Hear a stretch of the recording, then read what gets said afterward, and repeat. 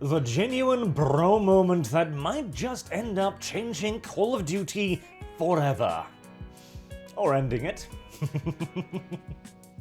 Personally, I might be in favour of the latter option, as deep down I will always remain an old-school Medal of Honor fan myself, but me and my countless prejudices aside, this is really a heartening thing to see. Now, most of you are probably aware of the background controversy, but just in case you are not, let's go over it for order's sake.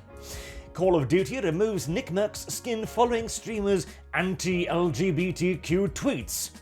Oh no! What manner of vile anti-gay rhetoric could he have been spewing? What manner of incendiary hate speech could he have been producing to the point that an entire company goes, well, I know we made this skin to be a bit of an homage to one of our largest and oldest content creators, but this is just a little bit too far. Well, the absolutely horror that he produced was, they should leave little children alone. Oh no. Absolutely dreadful. Wait, hold on a second here. Are you saying that people should not indoctrinate children into their preferred sexualized political agenda? Oh, well, that's a rather controversial statement today, isn't it? Because, unironically, it kinda sort of is. Because this is everywhere. When he says leave little children alone, he's not talking about the LGBTQ as in the individuals, as in gay, lesbians, trans, blah blah blah blah blah, because those are simply just regular human beings whose premier wish is to simply be allowed to exist in society on the same line as everybody else's, and there is nothing wrong with that. When he says this, he is addressing the actual politicized LGBTQ, the ones that show up in mass protests and begin fighting with the parents at the school going, please don't indoctrinate our children, we don't consent to this. And again, there is nothing wrong with this statement. If indeed you, as a wokeist, look at that and go, are you saying I should stop grooming children? Well, I feel personally offended by that.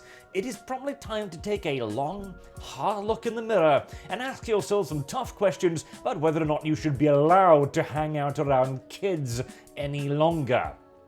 And good on him as well, Nickmercs doubled down saying that he didn't say anything wrong and so he's not going to apologize. 100% correct. This shortly thereafter also caused another fairly big personality in the Call of Duty community, Dr. Disrespect, to quit Call of Duty. Now, to be fair, he has done this before, but there is an actual, real, genuine, organic grassroots movement forming in response to the political ideology of LGBTQ. Not the sexualization, well, yes, the sexualization, but not the sexuality was the word I was looking for, but the political movement of it all, which is what it is. Again, you've got stuff like this. Unhinged preacher teacher, well, it's pretty much the same thing in this particular regard, tells Muslim to support Pride or you can't be Canadian. Again, there are so many examples of this today. This is absolutely happening and there is no point in denying it other than to willfully attempt to obfuscate the situation as it occurs. This also then caused a friend of him, TimTheTatman, to ask Call of Duty to remove his operator bundle as they got it together and he is old friends with Nickmerc and it didn't feel right for him to have his whilst Nickmerc didn't have his. That shows genuine, serious character.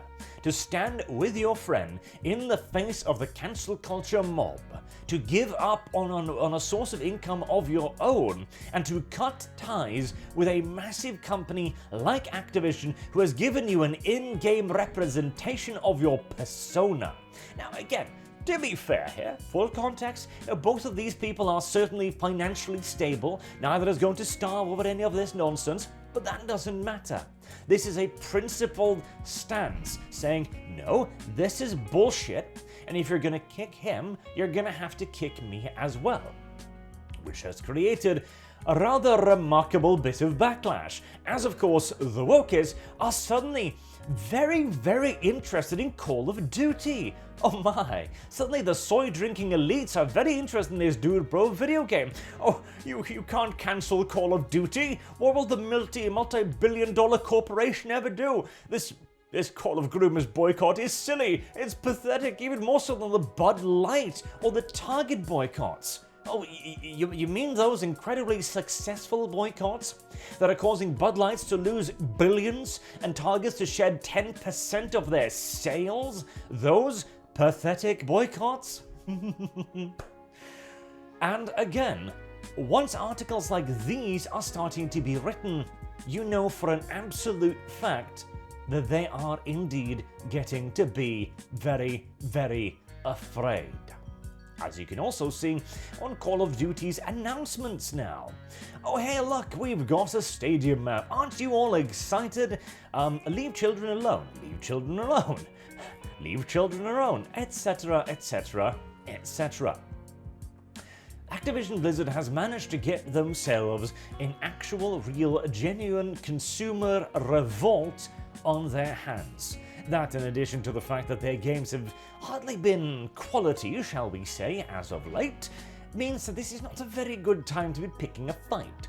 Particularly also as, again, the right has finally figured out how to boycott effectively. Or more correctly, they have finally managed to get enough of the normies mobilized and understanding the situation at hand to be willing to actively and actually advantage themselves, to inconvenience themselves, more correctly, to carry through with the rebellion.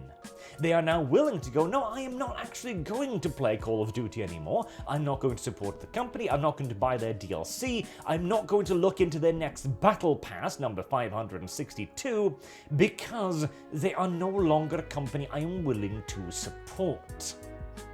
This is the way, as demonstrated again by the panic that this has created. Like, just look at this for a second. So here you have an image of the good old-fashioned brutal masculinity, toxic masculinity. You're standing over the body of your defeated foe. You've got weapons aplenty, camouflage, guns, explosions, sparks, and then you just slap a pride flag over it. Because that makes it all okay, doesn't it?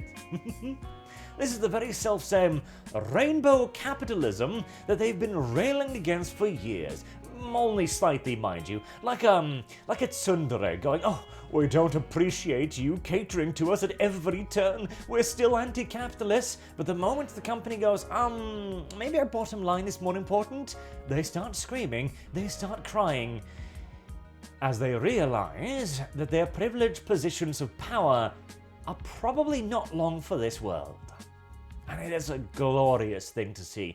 And what a better way to see it in, with two friends going, yeah, no, if you're gonna screw him over, I'm gonna pull out too. F you very much, Activision, and hopefully this will be a real solid dent in the Call of Duty seemingly impervious armor, as hey, Call of Duty has survived boycotts before. Let's hope, however, that this is not going to be one that they'll walk away from. Till next time, I've been Arch. Thank you all very much for listening, and I do hope to see you all again soon. Till then, have a good day.